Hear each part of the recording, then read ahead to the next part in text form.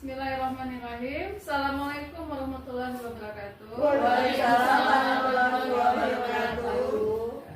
Sebelumnya terima kasih banyak atas kehadiran ibu-ibu sekalian dalam rangka diseminasi aksi nyata budaya positif dari tugas CGP saya sendiri. Terima kasih atas kehadirannya. Di sini saya ingin menyampaikan berbagi aksi nyata yaitu tentang budaya positif. Kita lihat. Baik, sebelum dimulai kita perkenalan dulu.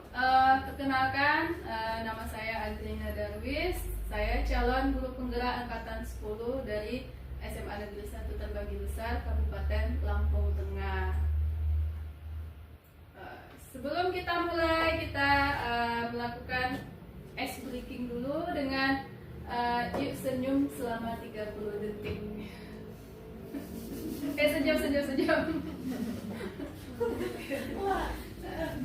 Tujuannya supaya fresh dan kita bisa mulai dengan bahagia. Udah senyumnya semua? Sudah. Kita ice breaking sebentar ya. Ikutin gerakan jari saya, kemudian ikutin omongan saya. Siapa yang tidak fokus berarti dia akan salah. Ya, oke ibu-ibu, kita mulai ya. Ikutin kemana arah tangan saya. Pegang hidung. Nah, bisa. Hidung. Bisa mau fokus ya, yang lain dah. Oke, kita mulai ya. Ulang lagi. Putar. Pegang telinga. Oke. Semuanya sudah fokus, semuanya udah tahu telinganya di mana. Baik, kita mulai. Jadi pembelajaran diseminasi ini yaitu kita mulai dari kesepakatan forum diseminasi. Nah, di sini hanya beberapa yang saya buat, yaitu yang pertama menghargai siapapun. Jadi kita semua di sini saling menghargai. Kemudian yang kedua, menjadi pendengar yang baik. Nah, mungkin ada tambahan dari ibu-ibu sebelum kita mulai. Dipersilakan apa kesepakatan dari forum kita ini sebelum kita lanjut ke tahap-tahapnya nanti. Mungkin selain dari yang dua ini ada yang mau menambahkan, silakan. Ya, silakan ibu-ibu. Aktif berdiskusi mungkin. Oke. Aktif berdiskusi.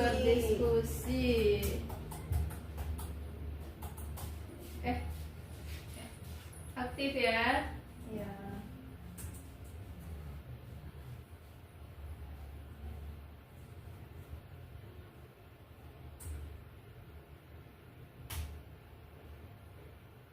Aktif berdiskusi. Ada lagi yang mau menambahkan? Lari-lari.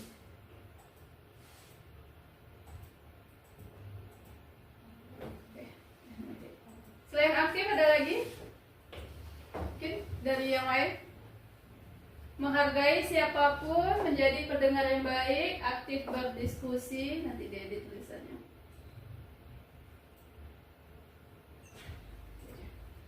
Kalau tidak, kita lanjut.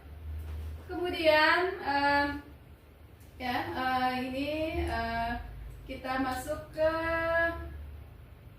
yang pertama, itu seorang guru yang baik harus memiliki kemampuan dalam mewujudkan budaya positif di sekolah. Budaya positif tersebut dapat dijalankan dengan menerapkan konsep-konsep inti. Nah, jadi untuk menerapkan budaya positif, tadi kan pembahasan kita adalah budaya positif. Nah, di dalam budaya positif itu ada konsep-konsep inti yang harus kita jalankan.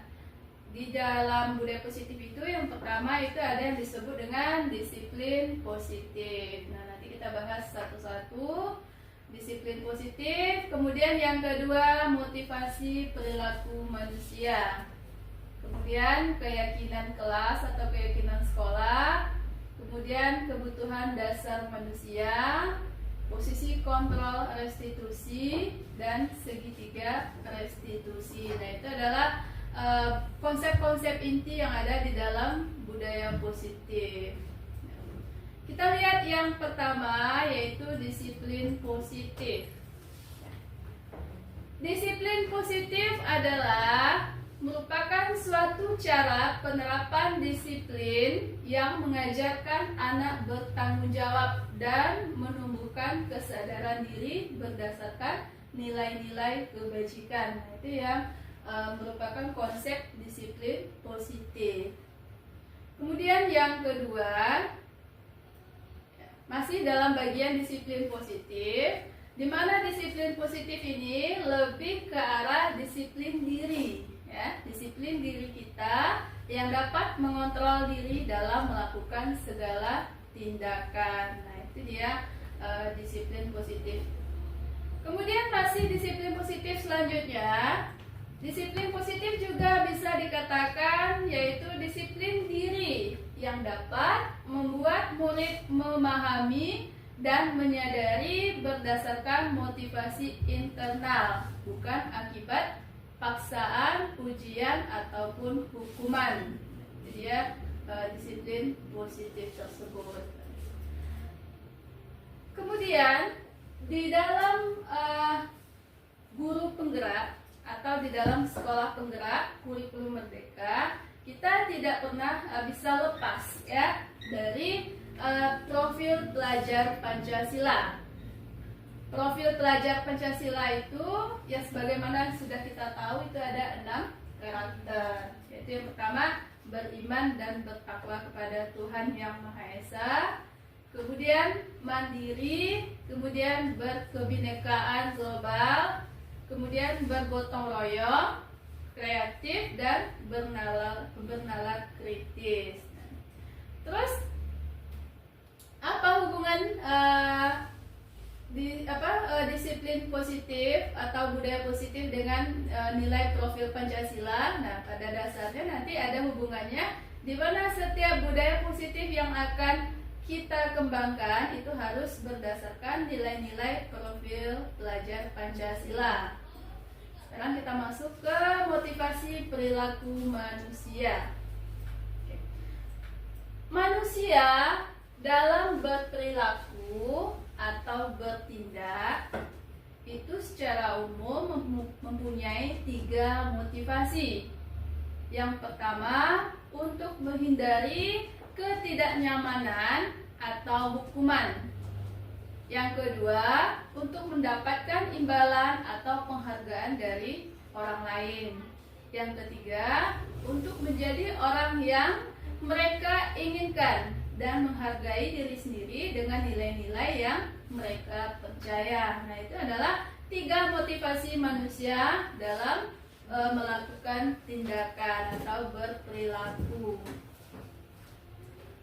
Selanjutnya kita masuk kepada keyakinan sekolah atau keyakinan kelas, yang mana tadi juga merupakan bagian dari budaya positif. Keyakinan sekolah atau keyakinan kelas yaitu di mana guru berperan dalam mewujudkan terbentuknya keyakinan sekolah atau kelas dengan adanya kesepakatan antara guru dan murid.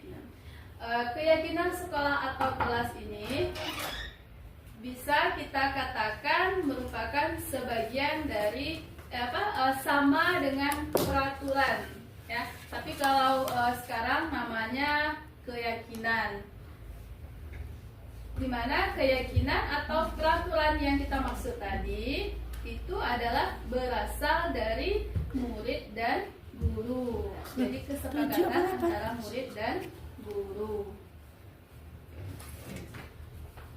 Kemudian selain itu, keyakinan sekolah atau keyakinan kelas itu juga berupa pernyataan universal. Ya, pernyataan universal itu maksudnya pernyataan yang secara umum mudah diingat dan dipahami dan harus diterapkan di lingkungan sekolah. Jadi keyakinan kelas itu semua orang harus memahami. Jadi dia bersifat pernyataan universal atau bahasa-bahasa yang mudah dipahami. Nah ini kita lihat beberapa contoh. Mungkin nanti kita bisa membuat yang lebih dari ini, atau mungkin sebelumnya kita sudah pernah melakukan. Nah ini ada beberapa contoh keyakinan sekolah atau kelas. Nah selama ini mungkin kita membuatnya hanya dalam bentuk tulisan ya, di print atau ditempel di kertas styrofoam. Nah untuk kedepannya mungkin kita bisa membuatnya lebih bagus atau lebih menarik, sehingga siswa punya keinginan untuk memahami keyakinan itu dengan tampilan yang menarik. Nah misalnya seperti ini ya. Nanti isinya apa kita sepakati bersama dengan siswa. Nah ini contohnya. Nah, oke. Bagaimana Bapak Ibu-ibu sementara ini? Paham? Paham. Oke. Kalau paham, kita coba kita ice breaking lagi. Kayak tegang sekali tadi ya. Oke, kita ice breaking. Ikutin sambil ikutin ini ya. Kemana tangan saya, arah badannya ke situ. Jadi kalau tangan saya kanan, badannya kanan. Kalau tangan saya kiri, pulpen saya ke kiri, tangan kiri, pulpen saya ke atas, berdiri. Bisa? Bisa. Bisa. Duduk aja, duduk. Bu Desi, nah nanti kan kalau ada yang salah kan kebentur itu enggak. Oke. 1, 2, kanannya mana ya? Ini berarti ya. Ini ya kanan masing-masing. Ya kanan masing-masing ya. Oke. 1, 2, 3. Kanan, kiri, Monopi, atas, bawah, kiri, kanan, bawah, atas, duduk ya rapi. Kayak konsentrasi ya, jadi nggak ada yang salah. Biasa kalau salah kan badannya berbenturan. Baik, sejauh ini ada pertanyaan dulu. Kita ngobrol-ngobrol dulu, silahkan supaya kita lebih memahami. Jadi tadi kita udah ada budaya positif, kita sudah masuk pada keyakinan kelas tadi ya, keyakinan kelas dan ada keyakinan kelas, kemudian motivasi perilaku manusia, kemudian profil pelajar Pancasila, kemudian disiplin positif. Silakan ibu-ibu, ada yang kita diskusikan dulu untuk materi yang barusan sebelum kita lanjut ke materi selanjutnya. Silakan. Oke, silakan bisa. Ya. Terima kasih Ibu atas waktu dan kesempatannya. Ya. Di sini saya akan menanyakan perihal motivasi tadi Ibu ya. Iya. Motivasi yang dimaksud itu tadi macam-macam motivasi di situ ada tentang untuk menghindari ketidaknyamanan atau hukuman, untuk mendapatkan nilai atau penghargaan orang lain, untuk menjadi orang yang mereka inginkan dan menghargai diri sendiri dengan nilai yang mereka percaya. Ya. Saya akan memahami pada poin ketiga itu Ibu ya, pada motivasi tentang untuk menjadi orang yang mereka inginkan dan menghargai diri sendiri dengan nilai-nilai yang mereka percaya.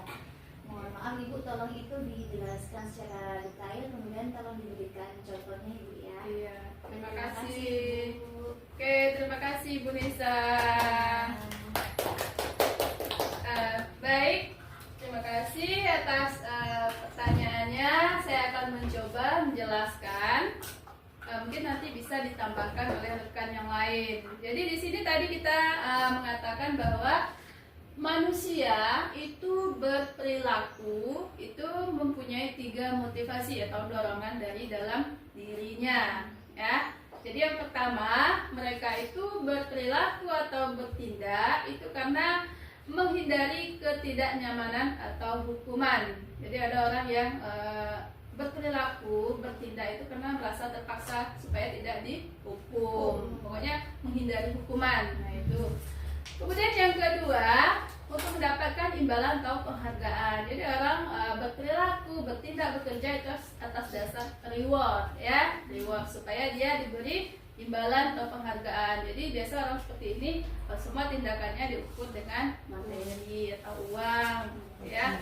Kemudian yang ketiga, untuk menjadi orang yang mereka inginkan dan menghargai diri sendiri dengan nilai yang mereka percaya. Jadi begini, ada 3 motivasi tadi. Yang pertama karena tidak ingin dapat hukuman, yang kedua karena hanya ingin mendapat imbalan atau penghargaan. Nah, yang ketiga ini dia termasuk yang positif.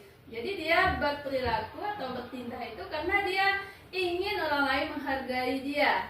Ini loh, saya berperilaku ini karena dasar kemampuan saya gitu. Jadi tolong hargai tindakan saya berdasarkan kemampuan gitu. Nah, jadi dia ingin menjadi orang yang dihargai dan menghargai dirinya sendiri dengan kemampuannya. Kemudian dengan nilai-nilai yang mereka percaya. Nilai mereka percaya itu maksudnya kadang tidak semua manusia itu selalu mengukur hal-hal itu dengan uang, dengan hukuman, tapi ada yang mengukur dengan nilai kejujuran, nilai kebaikan, sehingga setiap orang yang melakukan tindakan atau perilaku itu kita bisa menilai, oh anak ini rajin ya, oh anak ini jujur ya, seperti itu. Jadi itu maksudnya motivasi. Mungkin kita semua di sini seperti itu juga. Kita bekerja, ada yang motivasi kita hanya mencari uang, seperti itu ya. Ada juga yang motivasi kita menghindari, misalnya kita masuk kelas, kita ikhlas nggak sih masuk kelas gitu. Oh ternyata kita menghindari teguran dari atasan. Nah, ada juga yang kita masuk kelas karena kita punya tanggung jawab besar kepada anak. Misalnya, oh anak saya belum sampai materinya, belum tercapai KD-nya, ulangannya belum selesai. Pokoknya kita punya beban sehingga anak itu harus bisa tuntas pembelajarannya. Nah, itu yang bagian dari yang ketiga itu. Karena kita bekerja berdasarkan keinginan kita menghargai diri kita sendiri dan nilai-nilai yang mereka percaya, atau dengan nilai mereka percaya sehingga orang lain menilai kita, oh itu guru yang rajin, guru yang berdedikasi. Itu ya Budi saya. Terima kasih Bu, penjelasannya luar biasa, sangat motivasi Oke, saya. terima kasih.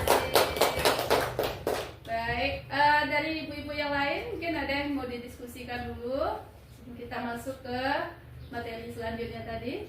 Boleh saya menyambung dari pertanyaan Bu Nisa tadi, Bu? Iya, silakan Bu Pertesi. Jadi ini kan tadi yang ketiga itu untuk menjadi orang yang mereka inginkan dan menghargai diri sendiri. Ya. Apakah ini termasuk motivasi internal yang muncul dari dalam? Kalau yang pertama, kedua itu kan saya motivasi eksternal ya, dari orang lain gitu. Kalau yang ketiga ini menurut apa ada yang motif internal yang mana, eksternal yang mana gitu? Begitu.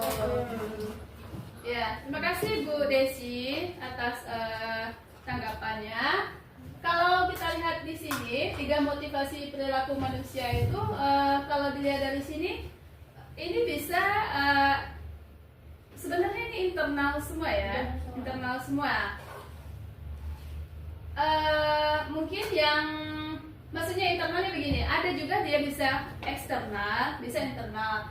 Ketika kita menghindari ketidaknyamanan atau hukuman, mungkin kita ingin itu motivasinya eksternal, datang dari luar gitu ya. Cuman kan keinginan itu sebenarnya kan datangnya dari diri kita. Kita tidak mau dapat hukuman dari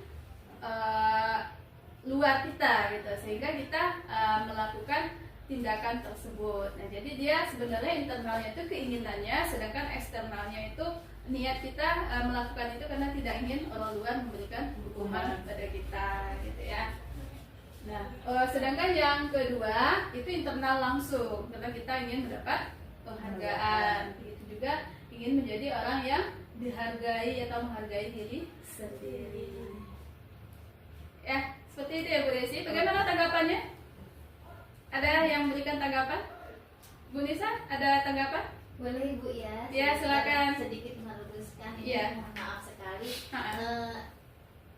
Sepengetahuan saya, semua saya ketika mengikuti pendidikan guru penggerak itu pada poin motivasi pertama dan kedua itu masuk ke poin eksternal ya, karena di situ dia ingin dapat dari orang lain yang pertama, jadi eksternal, kemudian mengirim yang mana ke hukuman. Nah hukuman itu kan jatuhnya dari orang lain, nah sehingga itu juga masuk ke eksternal. Nah untuk di internalnya itu adalah untuk menjadi orang yang mereka inginkan tersebut ibu, karena dia dalam hatinya langsung tergerak seperti itu. Jadi timbulnya itu dari dalam diri. Kalau yang pertama kedua itu timbul karena pengaruh orang Betul, lain. seperti itu. Suara saya Bapak Ibu ya. Iya, maaf iya, Ibu, iya. Terima kasih, nggak apa-apa. Iya, terima kasih Baik. Bu. Ya, terima kasih Bu Nisa dan rekan semua atas tambahannya, sehingga kita semua bisa lebih paham gitu ya. Karena kita kan di sini sama-sama Belajar. Oke, baik, terima kasih. Kita lanjut ke materi selanjutnya.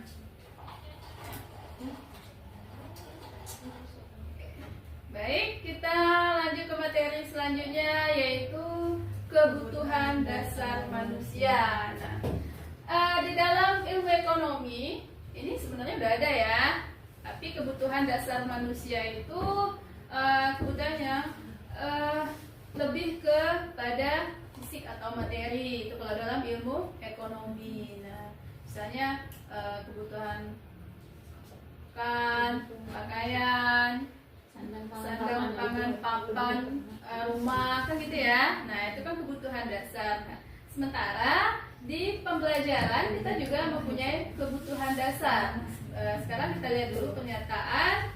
Ketika seorang murid melakukan suatu perbuatan yang bertentangan dengan nilai kebajikan atau melanggar peraturan, hal itu sebenarnya dikarenakan mereka gagal memenuhi kebutuhan dasar mereka. Jadi pernyataan ini mengandung makna seperti ini. Ketika seseorang melakukan tindakan yang bertentangan dengan nilai-nilai kebajikan atau peraturan-peraturan atau melanggar, pada saat itu sebenarnya dia berbuat karena dia gagal memenuhi kebutuhan dasar mereka. Nah, berarti kebutuhan dasarnya bukan makan kali ya. Iya. Nah, kita lihat kebutuhan dasarnya ya, kebutuhan dasar manusia. Nah, di sini ada 5 kebutuhan dasar manusia. Yang pertama, bertahan hidup. Manusia itu akan melakukan apapun asal untuk bisa bertahan hidup. Kemudian kebutuhan kasih sayang atau rasa diterima, itu dalam masyarakat afeksi gitu ya. Kemudian kebutuhan penguasaan. Manusia itu butuh penguasaan. Kemudian butuh kebebasan dan butuh kesenangan. Nah, itu 5 kebutuhan dasar manusia. Nah, sekarang kita lihat dulu studi kasusnya. Oke. Kita lihat untuk memenuhi kebutuhan dasar manusia itu kan banyak kejadian-kejadian. Nanti mungkin kita bisa tambahkan dengan kejadian yang pernah kita alami. Ini saya berikan dulu contoh ya. Di sini Ibu Ida, ya. Ibu Ida seorang guru kelas, atau bisa dikatakan dia juga seorang wali kelas di kelas 10. Dia sedang bingung menghadapi ulah seorang muridnya di kelas. Ya, nama muridnya Tommy. Tommy yang seringkali meminta, atau bahasa kita sehari-hari itu memalak ya. Nah, memalak, meminta bekal, memalak uang jajan temannya di kelas. Nah, sehingga di saat menghadapi situasi seperti itu, apa yang harus dilakukan Ibu Ida tadi? Kemudian menurut Anda, kira-kira apa alasan Tommy melakukan hal tersebut? Nah, jadi kejadiannya Ibu Ida itu bingung sebagai seorang guru dan wali kelas ketika menghadapi siswanya di kelas 10 yang mempunyai tindakan ya yang berperilaku tadi. Apa sih motivasinya seperti itu ya? Jadi dia bertindak, dia suka memalak atau meminta-minta uang jajan dan makanan bekal-bekal temannya. Sekarang apa yang harus dilakukan oleh Bu Ida? Kemudian menurut Anda kira-kira apa alasan Doni melakukan hal itu? Nah, Boleh. ya silakan sebelum kita lihat. Silakan Bu Arum.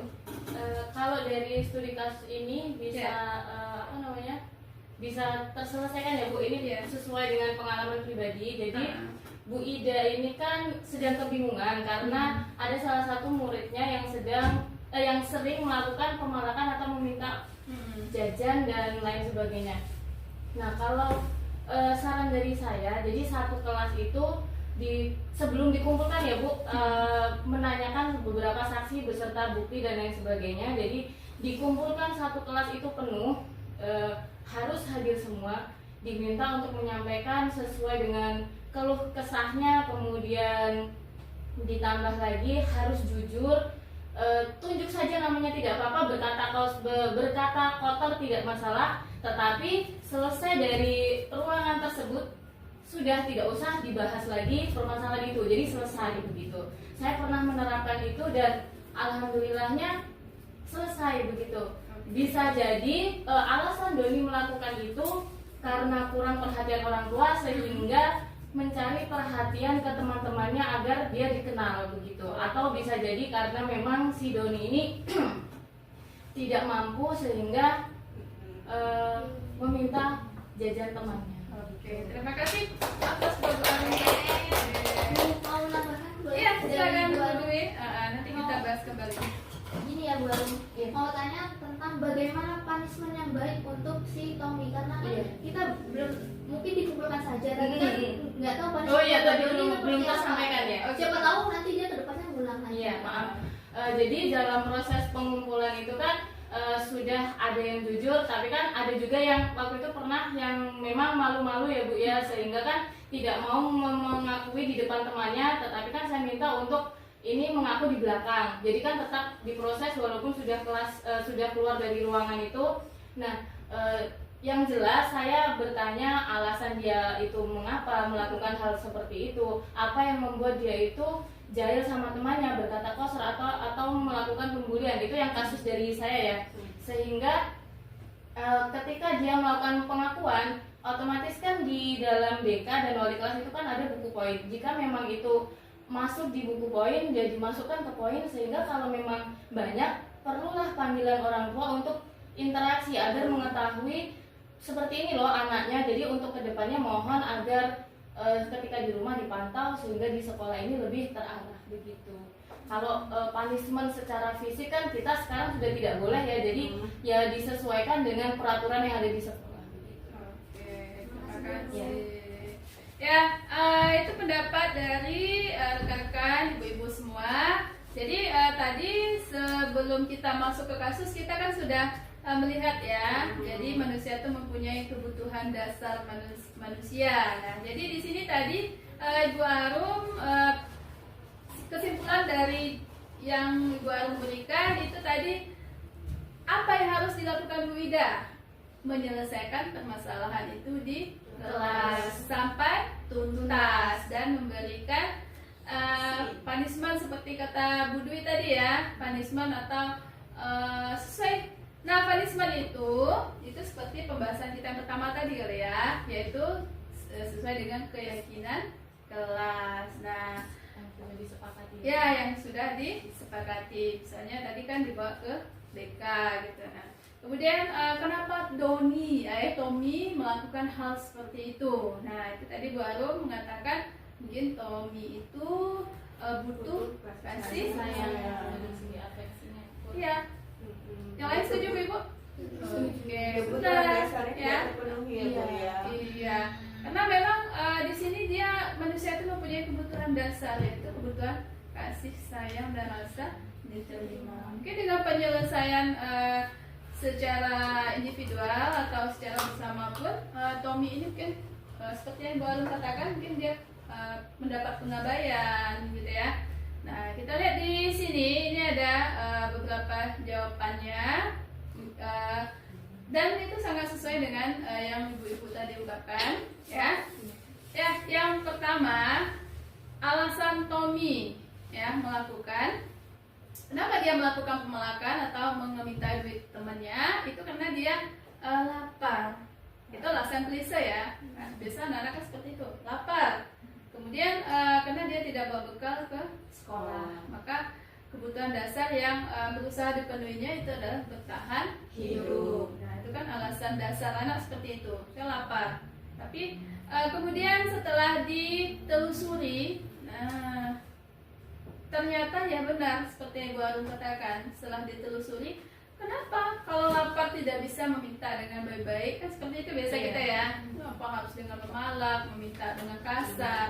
Oh, ternyata karena dia merasa senang temannya memperhatikan dia. Jadi kalau dia meminta itu kan dia jadi pusat perhatian. Nah, sehingga dia senang ketika temannya melaporkan tindakan tersebut pada guru dan guru memberitahu orang tuanya, sehingga orang tuanya jadi perhatian ke anak tersebut, ke dia. Jadi dia merasa kembali diperhatikan. Karena kan memang dalam beberapa teori untuk mengambil perhatian seseorang kita juga harus melakukan sebuah tindakan gitu ya. Nah, jadi seperti yang sudah Ibu katakan tadi, Bu Arum katakan, jadi alasan Tommy itu kalau sesuai dengan kebutuhan manusia itu yang kedua adalah karena dia butuh kasih sayang dan rasa diterima.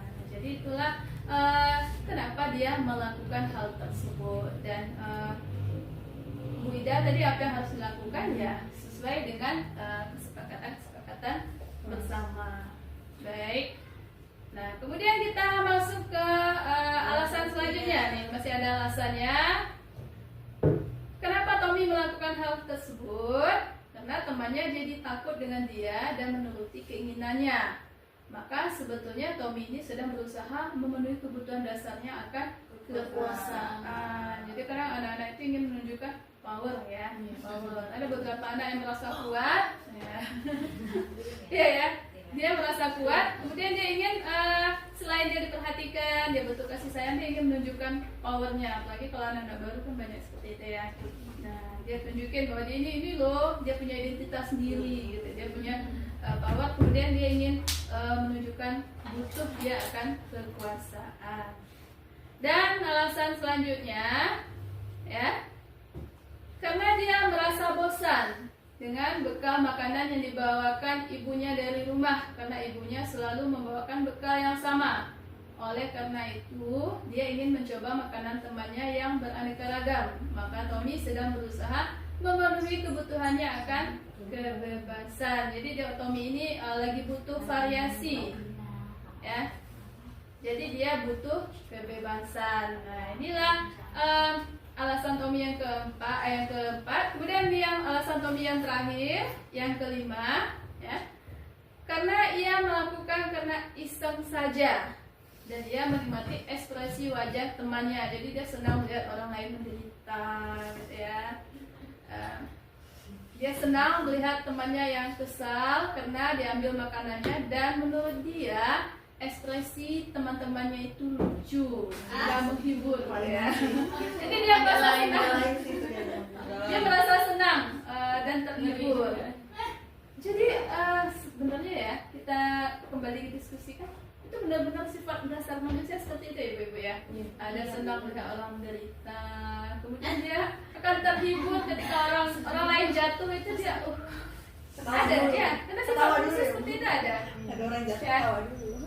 Lihat orang lain jatuh, terus kayaknya tuh ada kebahagiaan. Kayaknya itu 3 orang sakit gitu ya. gimana itu? Ya itu khusus buat orang lain. Yang 3 orang di video itu. Yang video viral Berarti itu. ada Oh, yang ya. jawaban yang dari video keluarga itu ya. terus ketawa nggak ditolongin. Yang itu mungkin kebetulan untuk kasus-kasus yang buruk ya. Ya, mungkin kadang kita kadang kan untuk kasus yang baik pun ketika orang lain dapat rezeki, kita kan ikut senang, kan kebutuhan dasar manusia juga ya. Ya, senang juga. Atau ketika teman juga dapat kesedihan, kita kan juga ikut sedih. Nah, itu kalau kasus-kasus yang baik. Nah, ini kebetulan Tommy kan punya kasus yang kurang baik ya. Jadi dia memenuhi kebutuhan dasarnya ternyata dengan cara seperti itu.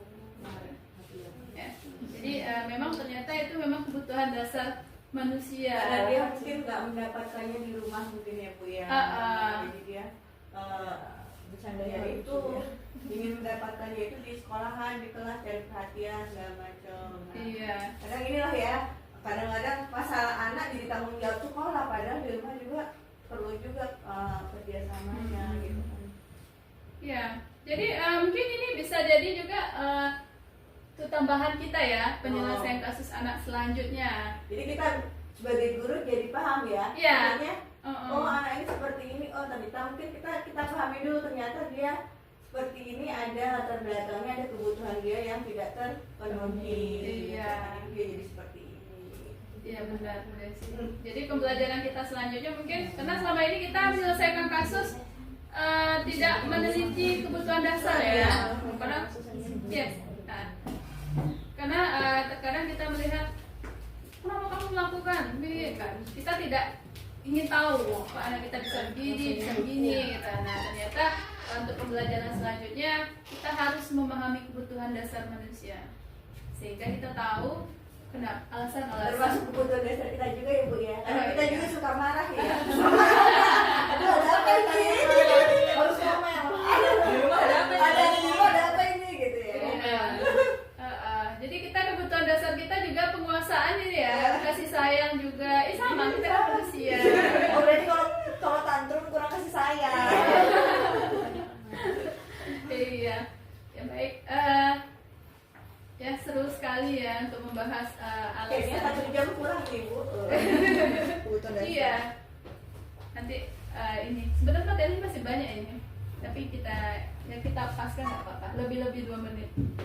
Baik, yang tadi udah tuntas tentang kebutuhan dasar manusia ya. Jadi intinya untuk penyelesaian sebuah kasus kita harus melihat kebutuhan dasar sehingga kita bisa menyelesaikan kasus tersebut dengan baik. Gitu. Jadi kita tidak asal memberikan statement atau kata-kata yang kurang bagus untuk anak yang berbuat kesalahan gitu ya. Karena nanti ada penyelesaian kasus selanjutnya dengan restitusi. Nah ini dia. Kemudian posisi kontrol restitusi ini masih bagian dari budaya positif. Ada namanya posisi kontrol restitusi. Nah kita lihat posisi kontrol ini maksudnya sebentar ibu-ibu saya minum ya. Ya Bu mau. Haus. Posisi kontrol restitusi ini maksudnya posisi seorang guru mengontrol dirinya ketika dia menyelesaikan sebuah kasus atau masalah di sekolah. Jadi kita sebagai guru itu kita harus memposisikan diri kita sebagai apa gitu. Nah itu maksudnya posisi kontrol restitusi. Ada guru yang selalu bertindak hanya sebagai penghukum, ya, bikin hukum. Ada guru yang bertindak sebagai pembuat merasa bersalah, taunya itu nyalahin aja kan. Nah, ada guru yang bertindak sebagai teman. Ya. Ada juga sebagai pemantau, lihat gitu ya. Memantau aja. Nah, ada yang sebagai manajer. Nah, sebenarnya kelimanya ini memang dijalankan, tapi ada poin yang paling penting nanti dari yang 5 ini. Jadi ini ada 5 posisi kontrol ya: penghukum, pembuat merasa bersalah, sebagai teman, sebagai pemantau, dan manajer. Kita lihat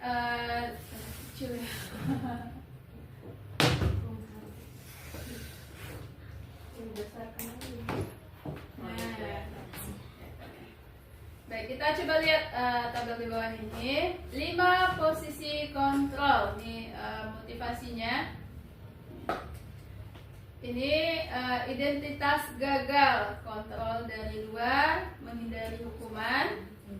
Ini motivasinya guru berbuat, guru berkata, hak dan hasil. Nah, kita lihat di sini. Sebagai penghukum, ya. Ketika guru sebagai penghukum, dia akan berbuat yaitu dengan menghardik, menunjuk, menyakiti, menyindir. Ada ya guru seperti itu ya Bapak Ibu ya. Nah itu sebenarnya termasuk identitas yang gagal, kontrol dari luar diri guru tersebut. Kemudian ada juga guru ketika berbuat sebagai pembuat rasa bersalah itu hobinya berceramah dan mengatakan seharusnya ibu kecewa bla bla bla bla. Nah itu juga sering terjadi ya. Nah itu Tapi pernah sih. Tapi emang kita juga merasa sih. Iya, Materi ini serius Bu, ini tampar banget buat saya pribadi. Iya. Tanpa kita sadar, kayaknya pernah semua deh Iya, gitu. iya. Buku, membuat rasa bersalah, teman, pemantau, kayaknya pernah jadi berada di posisi itu semua gitu loh. Cuma kan yang paling banyak Yang dominan. Kalau saya. iya. Ya itu kan kadang kita hanya sebagai sampai situ. Benar. Yang tanpa kita menjalankan peran sampai yang kelima tadi. Seharusnya walaupun kita mau melakukan hal seperti itu, kita kan jalan semua peran itu ya. Iya. Jadi kalau kita penghukum ya jangan penghukum aja, tapi sampai ke manajer gitu maksudnya. Nah ini contoh-contoh katanya. Misalnya kita sebagai teman, guru berbuat sebagai teman, yaitu membuatkan alasan untuk muridnya. Jadi kita ajak dia cerita seperti itu kan. Kenapa kamu begini, gini ya, alasan-alasannya. Kemudian sebagai pemantau, menghitung dan mengukur. Kamu kemarin begini, sekarang begini, besok begini. Nah, itu kan pemantau ya. Nah, dan untuk hal suksesnya ya, kontrol dari dalam. Jadi seorang guru itu supaya berhasil menjalankan perannya baik sebagai guru atau kepala sekolah atau sebagai pendidik, itu kita harus bertindak sebagai manajer ya, manajer. Jadi kita walaupun tadi kita sudah bertindak sebagai penghukum, pembuat rasa bersalah, teman pemantau, dan di akhirnya kita harus menjadi manajer. Karena kalau hanya sebagai penghukum kan berarti kita nggak memberikan solusi, atau pembuat rasa bersalah aja tapi nggak ada solusinya. Tapi kalau kita menjalankan semuanya, akhirnya kita bisa menyelesaikan, karena kita sebagai seorang guru itu makanya kita harus menjadi manajer. Nah manajer ini nanti di sana kita menyelesaikan, mengajukan pertanyaan-pertanyaan seperti tadi ya, kenapa kamu berbuat, apa yang melatar belakangi. Nah nanti kita selesaikan dengan restitusi namanya. Nah kemudian apa yang kita yakini, apa yang bisa kita kerjakan untuk memperbaiki kesalahan ini. Nah disitulah peran kita sebagai seorang pendidik. Nah, jadi 5 posisi kontrol ini harus kita jalankan semuanya dengan baik supaya benar-benar memberikan hasil yang bagus. Nah, jadi kita tidak sebatas sampai sini aja ya, atau sini atau sampai sini. Nah, tapi jalankan sampai di sini. Jadi memang semuanya harus kita jalankan. Tidak juga kita langsung jadi manajer ya, tanpa melihat dulu ininya seperti apa gitu. Itu yang utama. Iya benar. Nah jadi seperti ini. Nah nanti untuk lebih lanjutnya mungkin kita bisa lihat di kasus atau ibu-ibu baca ya. Nah kemudian kita lihat ke materi selanjutnya ya, selain posisi kontrol tadi. Nah di antara 5 posisi kontrol tersebut, sebaiknya seorang guru menggunakan posisi kontrol sebagai manajer. Nah, ini kita sebut tadi, walaupun kita sudah bertindak sebagai penghukum, pembuat rasa bersalah, jadi teman, tapi muaranya kita harus menjadi seorang manajer. Karena manajer itu tugasnya menyelesaikan, ya, menuntaskan masalah itu jadi selesai. Sebagai seorang manajer, guru dapat berbuat sesuatu bersama murid, mempersilahkan murid bertanggung jawab, dan mendukung murid agar dapat menemukan solusi. Nah, itu dia peran manajer tadi. Jadi dia bisa berbuat bersama murid. Murid bisa bertanggung jawab, mendukung murid agar dapat menemukan solusi dari permasalahan. Nah, kemudian selain itu, posisi manajer mengacu pada restitusi yang dapat menjadikan murid sebagai manajer bagi dirinya sendiri, sehingga dapat tercipta identitas murid pada diri murid. Nah, maksudnya begini ibu-ibu, jadi seorang manajer itu dia harus menyelesaikan suatu kasus itu dengan restitusi namanya, ya. Restitusi itu adalah upaya penyelesaian kasus dengan 3 tahapan, ya, 3 tahapan, sehingga ketika kita menjadi manajer itu dapat tercipta identitas positif pada diri murid. Walaupun murid itu bersalah, tapi dia merasakan dia tidak salah-salah banget gitu loh, maksudnya seperti itu, nggak tertekan gitu. Iya. Tuh, jadi kenapa dia bisa tidak tertekan? Kita menyelesaikannya itu dengan segitiga restitusi. Malah menimbulkan potensi dari dalam diri muridnya. Dia punya Jadi setiap kesalahan itu bukan suatu hal yang buruk terus, tapi mungkin bisa jadi pemacu atau apa ya, karena kita penyelesaiannya bagus gitu. Nah, coba kita lihat dulu, mungkin nanti kita lihat contoh-contoh di sekitar kita. Kita pernah juga menyelesaikan, tapi kita nggak tahu itu namanya restitusi gitu ya.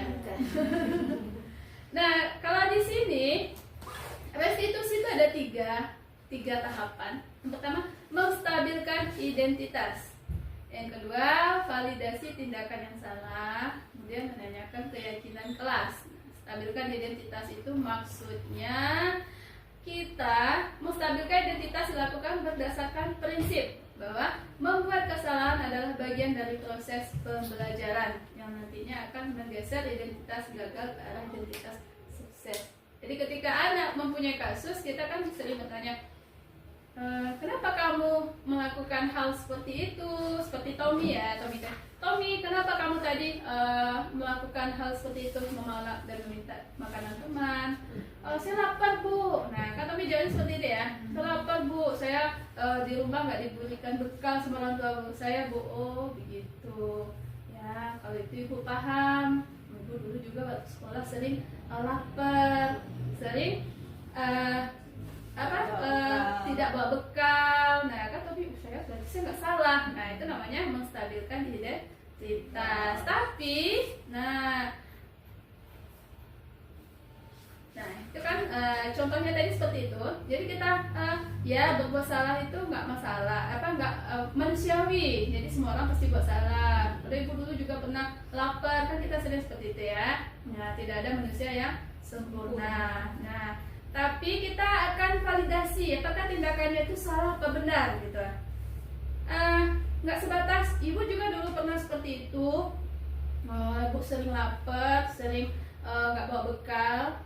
Tapi, nah kita validasi apakah tidak ada cara yang lebih baik selain merebut, memalaki atau ya seperti hal-hal yang kasar, merebut makanan teman tadi. Nah itu namanya validasi tindakan yang salah. Jadi validasi itu dilakukan berdasarkan prinsip bahwa setiap perilaku berupaya memenuhi suatu kebutuhan tertentu, sehingga guru atau orang tua akan bergeser dari pemikiran stimulus respon menjadi proaktif serta akan lebih mengenali dan mengakui kebutuhan murid. Jadi seperti tadi, oh lapar, oh tidak bawa bekal, ya nggak apa-apa. Ibu dulu juga seperti itu kan kita sering bicara seperti itu ya. Tapi apakah tidak ada hal yang lebih baik yang bisa dilakukan untuk memenuhi rasa lapar kita atau meminta dengan cara yang baik kepada teman? Nah itu namanya validasi tindakan salah. Kita tetap meluruskan bahwa tindakan anak itu salah, tapi anak itu tidak merasa tertekan gitu ya. Seperti tadi pembuat rasa bersalah, kamu nih ngambil. Nah itu kan kita tidak memakai validasi tindakan yang salah. Jadi, kamu lapar, kamu tadi nggak bawa bekal. Oh iya, ibu juga pernah rasain kayak gitu. Manusiawi sih kalau kita lapar. Tapi ada nggak cara yang lebih baik supaya kita bisa memenuhi rasa lapar kita dengan baik-baik meminta kepada teman? Kan dia mikir, ya bu, saya salah, saya harusnya minta baik-baik, atau saya tadi beli sendiri. Nah itu namanya validasi tindakan yang salah, sehingga anak itu dia tidak merasa bahwa tindakannya yang salah itu kita benarkan, tapi dia akan berpikir bahwa tindakannya yang salah itu ternyata beneran salah, tapi dia tidak tertekan ketika kita mengatakan dia berbuat kesalahan. Nah itu dia validasi tindakan yang salah. Misalnya kita bisa berikan pertanyaan seperti ini, kamu pasti punya alasan mengapa melakukannya. Apa yang penting bagi kamu boleh tetap berusaha menjaga sikap itu, tapi tambahkan sikap yang lain yang lebih baik atau baru. Atau maukah kamu belajar cara lain untuk mendapatkan kebutuhan tanpa harus memalak, memukul. Nah, seperti tadi. Jadi dia mikir, oh ternyata saya harus bersikap yang begini. Kadang-kadang kita menyelesaikan kasus anak dengan cara itu muncul ya Ibu ya. Nah, kemudian setelah dia memahami ternyata dia memang salah di sana, baru kita tanyakan, kamu ingat nggak keyakinan kelas kita? Menanyakan keyakinan kelas, kesepakatan kita di kelas. Dia kan ingat, ya Bu, tidak boleh mengganggu ketertiban umum, tidak boleh memalaki teman. Nah, itu kan banyak keyakinan kelas kita. Nah, jadi kita menanyakan keyakinan dilakukan dengan memberikan pertanyaan bermakna kepada murid atau anak, sehingga memunculkan motivasi intrinsik, sehingga mampu mengaitkan keyakinan kelas dengan tindakannya yang salah. Oh ternyata iya Bu, saya salah, saya melanggar kesepakatan kita di kelas. Nah, itulah segitiga restitusi. Jadi ada 3 tadi ya.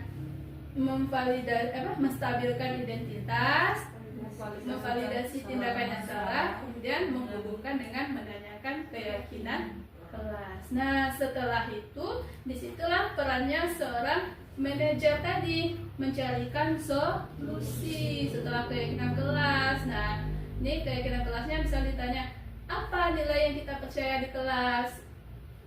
Kelas yang ideal itu kelas seperti apa? Apa yang kamu rasakan ketika kamu melakukan pelanggaran nilai keyakinan kelas? Nah, itu kan pertanyaan-pertanyaan kita. Nah, setelah anak menjawab, nah baru anak akan berpikir, sehingga dia akan, oh iya saya harus begini, saya harus begitu. Jadi sehingga seorang guru ya seorang guru yang baik harus memiliki kemampuan dalam mewujudkan budaya positif di sekolah. Karena budaya positif tersebut dapat dijalankan dengan menerapkan konsep-konsep seperti yang sudah kita bahas tadi, yaitu adanya disiplin positif, motivasi, keyakinan kelas, kebutuhan dasar, posisi kontrol, dan segitiga restitusi. Nah, jadi itu dia muara terakhirnya dari penyelesaian kasus, yaitu dengan segitiga restitusi, yaitu dengan menerapkan peran kita sebagai manajerial atau manajer. Nah, jadi itu ya ibu-ibu tentang konsep-konsep budaya positif dari pembelajaran atau diseminasi yang saya berikan hari ini. Sebelumnya ini sudah terakhir kita ya. Terima kasih, sehingga dengan video ini dapat menginspirasi ya, ini. Sehingga semoga tergerak, lekas bergerak, dan mari bergerak. Baik, ibu-ibu sekalian, sebelum kita tutup, kita mungkin ada diskusi tentang restitusi tadi. Silakan, ada yang punya kasus dengan cara penyelesaiannya, atau mungkin ibu-ibu sudah pernah melakukan restitusi ini, tapi nggak tahu nih namanya restitusi ternyata gitu. Coba, siapa yang udah pernah? Ibu-ibu yang udah pernah menyelesaikan kasus anak, ternyata ini restitusi ini ternyata bahasanya baru ya. Cuman penerapannya itu sebenarnya udah lama kita lakukan. Oh ya Bu, ini ada kasus nih baru-baru ini. Iya, Di kelas. Jadi di kelas, sebut aja kelasnya ya. Jadi PS5 itu ada satu orang siswa yang dia tuh ketahuan mencontek, dan ini yang melapor adalah teman-temannya sendiri. Nah, tapi ketika saya manggil anaknya, saya udah berusaha pakai bahasa yang halus dan tidak tadi yang menghukum itu, berusaha pakai teknik yang halus untuk menyadarkan dia kita semua pernah salah, kita semua pernah nyontek memang. Cuma perilaku contek yang orang lain lakukan adalah bertanya sama teman, sementara yang dia lakukan adalah bawa catatan. Dan saya berusaha untuk ngasih tahu dia, it's okay salah, tapi ayo ngerti kalau kamu salah, ayo berubah. Tapi dia kekeh, enggak, biasa aja, semua orang tuh pernah nyontek, cuma teman sekelas saya aja yang lebay. Saya udah ngakuin kalau saya emang nyontek, nyontek, tapi ya udah sih kan kayak gitu semua orang juga pernah. Nah di situ saya bingung gimana caranya menyadarkan dia emang itu tuh salah. Dia tetap ya udah, dia akhirnya mau mengakui kalau dia salah, tapi dia nggak mau teman-temannya tuh merasa terus neken dia. Dia maunya ya udah sih kayak gitu doang aja dipermasalahin, malah dia menyalahkan teman-temannya karena berlebihan. Berarti dianggap Nah, itu normal apakah- gitu ya? apakah Dinormalisasi. Gimana ya, saya sampai ngasih dia uang nih, saya kasih dia nih 50.000 karena emang sesuai kesepakatan kelas. Kalau ada orang yang nilainya paling besar sosiologi, saya kasih, dan itu setiap semester naik, jadi dari 100, 180 sampai akhir semester di 200. Nah ini teman-teman gak ikhlas gitu kalau dia dapat, jadi saya sampai kasih uang 50.000 nih, kamu minta maaf, kamu kasih kue ke teman-temanmu, kamu ngaku kamu salah. Ya dia nggak ngaku juga, cuma dia ngasih ke teman-temannya kue itu, dia bilang ya udah sih lupain aja, semua orang juga pernah salah, tapi dengan bahasa dia nggak mengaku salah intinya. Begitu gimana? Apakah ada saran buat saya untuk siapa tahu dia bisa berubah, atau mungkin ada sesuatu yang saya lewatkan sehingga menyebabkan dia nggak sadar kalau dia salah gitu? Oke, boleh menambahkan ya? Boleh. Ini menanggapi. Ini sepertinya masih berhubungan dengan Iya. motivasi yang Dari dalam diri tadi, eksternal tadi yang dia itu dulunya begini, ada istilah dihukum karena penghargaan. Nah, jadi Bu Sars ini nggak salah sih dia buat reward gitu ya, bahasa hadiah dengan si anak tersebut atau kelasnya itu lah ya. Akan tetapi dengan adanya reward itu, dia itu merasa ingin banget loh dapat itu dengan segala cara. Baik hal maupun Betul sekali. Nah, ketika anak tersebut sudah mendapatkan cara yang nggak benar itu, mereka ibarat kata bodo amat deh, karena aku udah dapet nih, gitu kan. Yang penting kan reward aku dapet.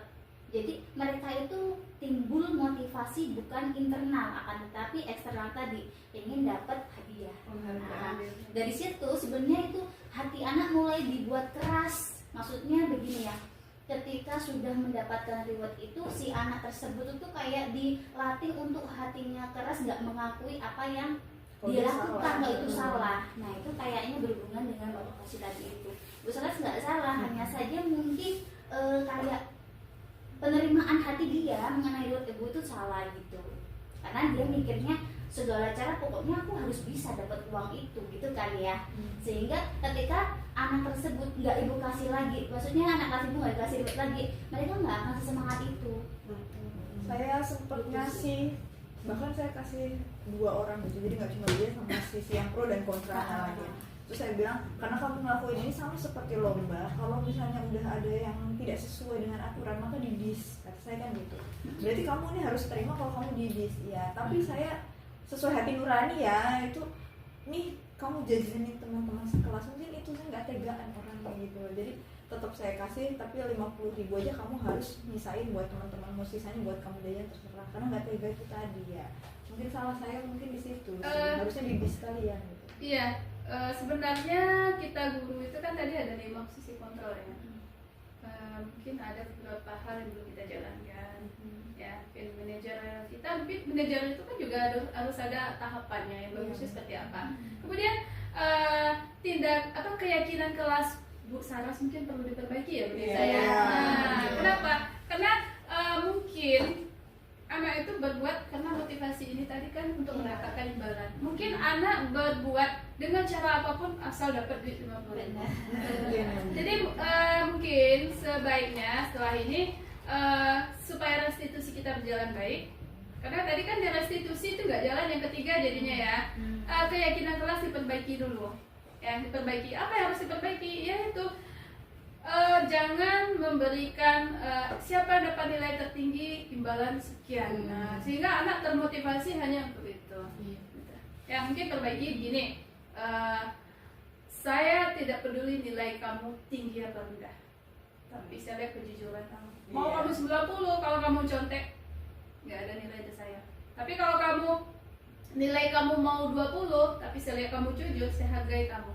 Sehingga anak benar-benar nggak ingin mencontek.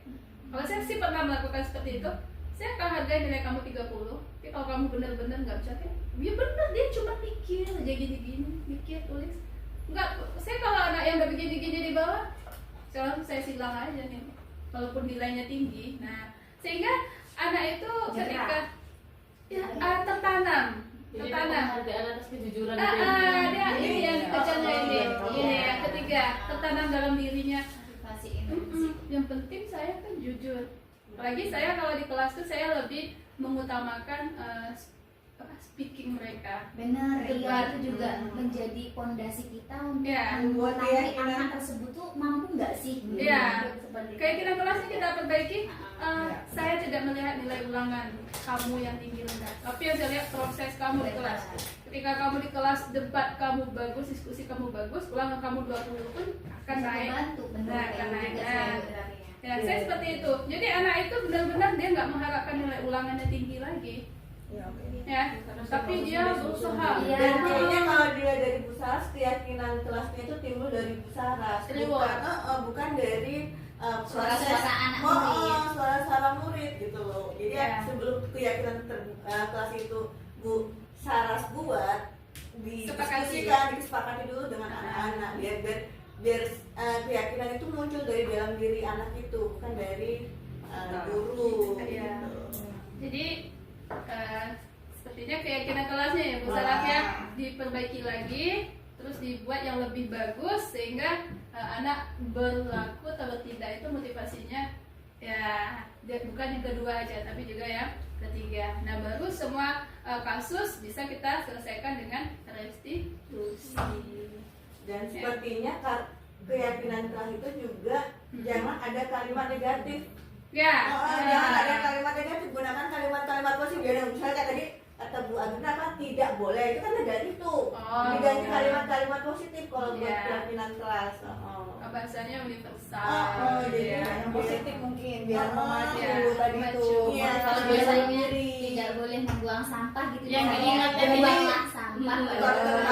Membiasakan tidak nggak boleh pakai tidak berarti membiasakan hidup jujur. Dan itu juga mempengaruhi akhirnya anak itu punya pola pikir positif. Iya, Bisa Kelas tiga saya coba terapkan ya Bu ya. Kelas Iya. tiga. Iya. Kelas 11 sudah selesai. Saya terapkan di kelas 3. Tapi Kalau kalau nggak nanti itu kelas tiga bisa ya? enggak nanti kan ketika kan di kombel kita sebenarnya kan ada kombel baru ya, kobar gitu ya, komunitas belajar kurikulum merdeka. Nah itu nanti insya Allah saya sih yang akan diobservasi untuk membuat keyakinan kelas. Jadi Bu Saras bisa melihat saya di kelas. Oh iya Bisa boleh. nanti. Sambil belajar Insya Allah ya, nanti iya. ya kita bersama kan sharing Iya. ya Bu ya. Iya. Bukan berarti saya itu menjadi dosen bukan Iya. saya itu pintar bukan hanya Iya. saya mau sharing ya Bu ya. Sama belajar Jadi sama dia. supaya apa ya yang saya dapat juga teman-teman bisa jabar juga bisa menikmati itu juga gitu. Maksudnya kita pokoknya berusaha untuk bisa memberikan yang terbaik untuk murid kita gitulah intinya. Gitu. Nanti bisa mungkin nama jalan baru insya Allah saya observasi sama teman-teman kobar ya nanti bareng-bareng semuanya boleh ikut di kelas saya nanti kita bersama-sama kita melihat merubah bagaimana cara merubah dari kalimat negatif ke kalimat positif kemudian dikaitkan dengan kegiatan kelas seperti itu. Iya. Oke, bagus sekali ya. Aplaus dulu. Iya. Ternyata kesuka ya kasus yang selama ini kita agak susah menyelesaikan, akhirnya bisa kita selesaikan bersama. Gitu. Ada lagi ibu-ibu tambahannya? Tapi seru banget loh. Beneran ya. Kenalan buat Gina.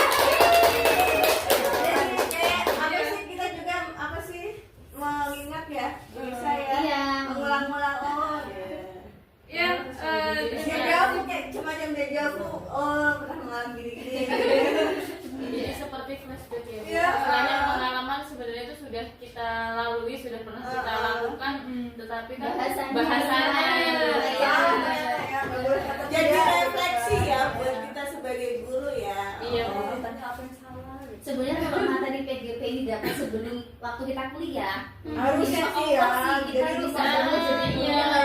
jadi Jadi benar-benar siap. profesional gitu nggak jadi perlu ya. lebih baik kita belajar kan dari pengalaman Bu. Jadi, Gitu ya kan Bu ya. tidak kita pertama jadi guru ya mungkin malu kayak Tasya, tapi nanti ya dari proses ya. nanti malu-malu seperti saya. Apalagi saya mulai keluar-keluar sekarang. Ya kayak Nisa ya sekarang berani gitu. Masya Setelah Kayak jadi gitu, CGP. tuntutan juga sih ya. Ya Kata Marisa, Masya Allah tabarakallah. Ya bukan aku ya kakak Abel. Ayo kalau gitu ikutan yuk.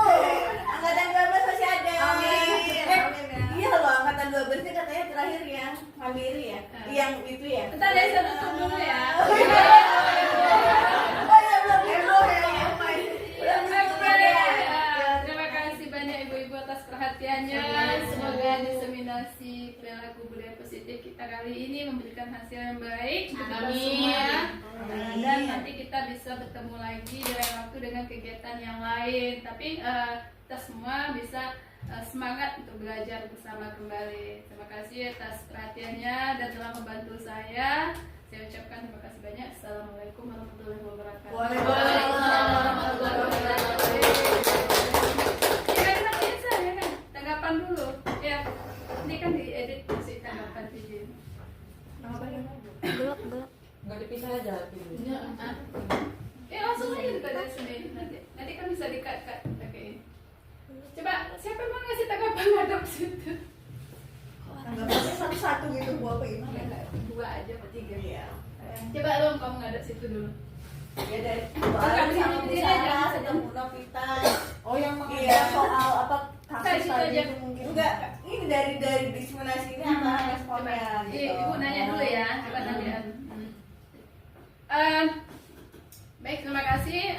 Saya ingin meminta tanggapan dari rekan-rekan semua tentang video ini, tentang diseminasi ini.